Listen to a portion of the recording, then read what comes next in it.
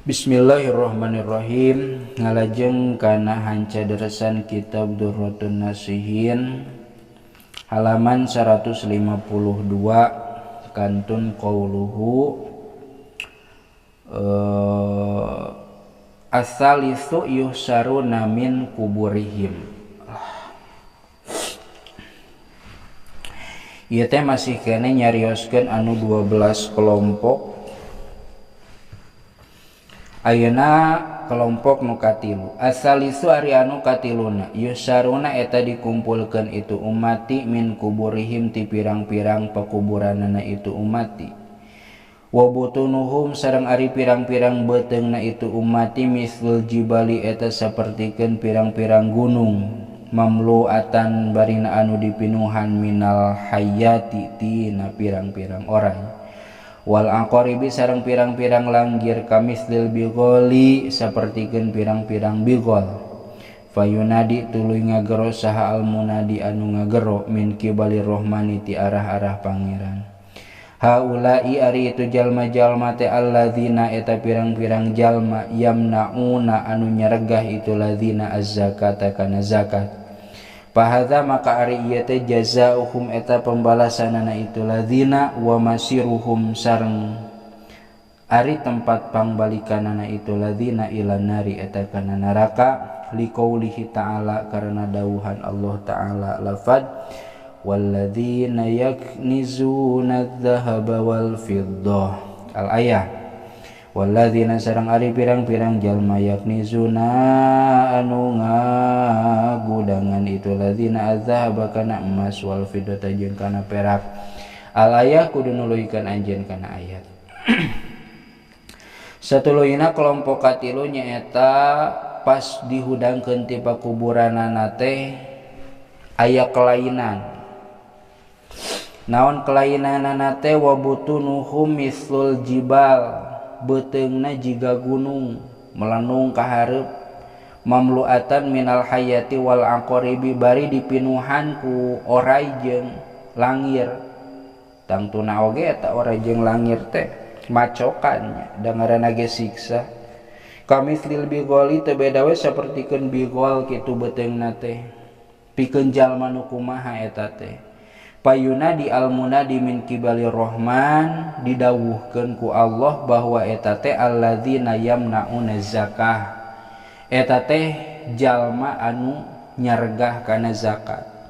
Puguh-puguh geus wajib zakat tapi manehna narola kana zakat.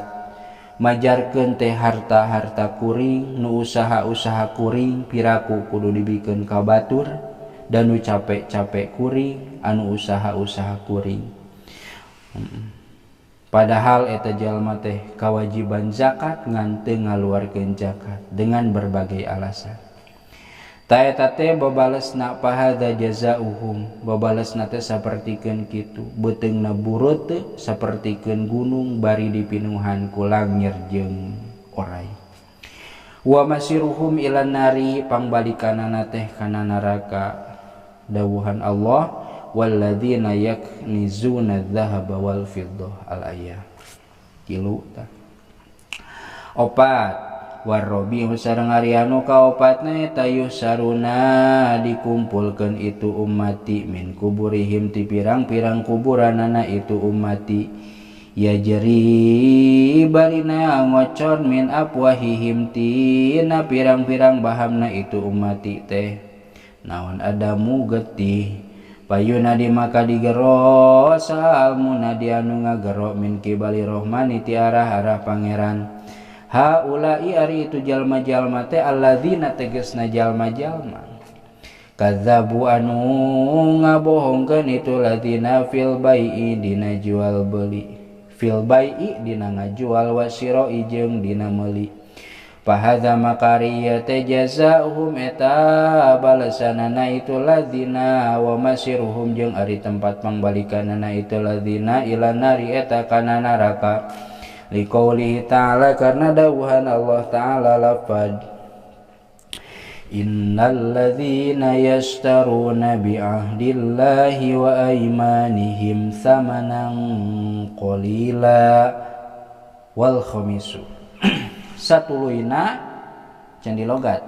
Innalladzina saestuna jalma-jalma yastaruna anu meliknya atawa nukeran itu ladzina bi ahdillahi kalawan perjanjian Allah wa aimanihim sareng pirang-pirang sumpahna itu ladzina samanan kana harta dunia qalilan anu saeutik. Kelompok anu kaopat nyaeta kaluar ti pakuburanana teh tina sungutna bijil getih ngocor getihnya. Bijilan getih jiga naon atuh jiga zombie jiga vampirnya jiga Dracula ngocor getih. Dracula mah getihna eta mah meunang ngadaharnya, ieu mah bijilan getih tina sungutna teh. Jalma nu kumaha atuh nu kitu teh haula illadzina kazzabu fil bai'i wasyira. Eta teh pikeun jalma atawa babalesna jalma anu sok ngabarohong dina jual beli. Nu ngajual ngabohong, nu meuli ngabohong, nu ngajual ngabohong jiga kumaha mang can kenging ti ditu nage sakitu mah modal lagi can kenging padahal mah geus batian nya ngabohong tah. Atawa wasiroi ngabohong anu meuli lah mang nu kieu mah di mang anu ge sakitu piraku di dieu mahal-mahal teuing ngabohong eta teh nya pirage hayang turun harga 500 atawa hayang naik harga 500 perak nepikakeun wani ngabohong padahal babalesna siksaanana yajri min afwahihim adamu kaluar tina sumutna teh kaluar getih. Bari lain ngan saukur kaluar getih reresepannya tapi kaluar getih teh ngajadikeun siksa. Wa masiruhum ilan nari pangbalikanana kana neraka ya oge sami. Titik.